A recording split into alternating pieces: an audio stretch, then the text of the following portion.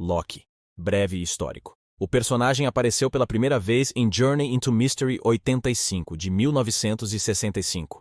Porém, existe um registro de Loki, anterior à sua estreia no universo dos quadrinhos Marvel. Em 1949, na revista Venus 6, quando a Marvel Comics ainda se chamava Timely Comics, conhecemos um Loki que tinha os cabelos ruivos e sua representação lembrava muito mais a de Lúcifer. Todo o panteão asgardiano da Marvel Comics foi baseado na clássica mitologia nórdica. Então, as raízes de Thor, Loki, Odin, entre outros deuses e semideuses, inicialmente são bem parecidas. Mas com a mão de Stan Lee e Jack Kirby, na Casa das Ideias, Loki é filho do rei dos gigantes do gelo, Laufey. Por isso ele leva o sobrenome de Laufey-son. Assim como aconteceu no cinema, Loki foi o grande responsável por reunir os maiores heróis da Terra. Em Avengers número 1, de 1963, o então vilão foi banido por Odin para viver em uma ilha. Isso não o impediu de espalhar sua maldade por aí, mais precisamente em Midgard, lar dos nossos super-heróis. Ao observar Hulk, ele percebeu que o gigante Esmeralda não era muito esperto e fez com que ele destruísse uma linha de trem. No final, a contraparte de Banner conseguiu evitar uma tragédia, mas isso chamou a atenção do Homem de Ferro e Thor. Mais tarde, o próprio Thor identificou a presença de seu meio-irmão e, ao lado de Tony Stark, Homem-Formiga, Vespa e do próprio Hulk, conseguiu afastar o perigo. A partir daí, o grupo prometeu se juntar sempre que houvesse uma ameaça que não pudessem vencer sozinhos.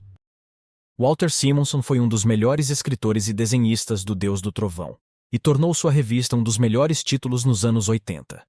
Ele conseguia misturar mitologia e contos épicos com o toque de heroísmo da Marvel, e explorou muito mais Asgard do que Midgard. Foi nessa época que Loki passou a brilhar mais também. Um dos episódios mais marcantes do período foi quando o vilão usou uma espada mágica do demônio Surtur para vencer Thor e transformá-lo em um sapo. Loki passou a ser visto como um antagonista mais complexo e interessante para os escritores. Ele apareceu nas histórias do X-Men tentando seduzir Tempestade como a nova deusa do trovão, em um dos arcos mais queridos pelos leitores, desenhado pelo prestigiado artista Arthur Adams, um dos responsáveis por introduzir um estilo oriental às ilustrações no mercado norte-americano. E até mesmo trouxe ameaças como o Super Skrull e o Tri-Sentinela. Um de seus maiores feitos, já no final dos anos 80, foi reunir diversos vilões de peso da Marvel na trama Atos de Vingança. A ideia era simples: trocar os arqui-inimigos de cada herói ou grupo para pegá-los desprevenidos com ameaças que não estavam acostumadas a combater. Loki oferecia informações sobre os pontos fracos, e os vilões trocados aproveitavam isso para atacar de surpresa.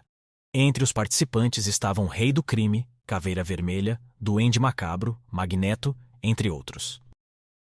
Em meados dos anos 2000, os Asgardianos sofrem com o Ragnarok, mas de uma maneira bem diferente do que vimos nos filmes. No final, após mais vilanias de Loki, Asgard é destruída pelo demônio Surtur, e Thor, como punição, arranca a cabeça do seu meio-irmão e somente o deixa vivo graças à magia. Contudo, no final das contas, Loki, assim como todos os outros deuses, é destruído. E como são imortais, era uma questão de tempo até que todos reaparecessem. Assim nasceu a versão feminina de Loki, que era tão manipuladora quanto sua versão masculina, mas mais lasciva. Esse foi um período em que os Asgardianos começaram a se reerguer na Terra, em uma pequena Asgard suspensa sob os céus de Oklahoma.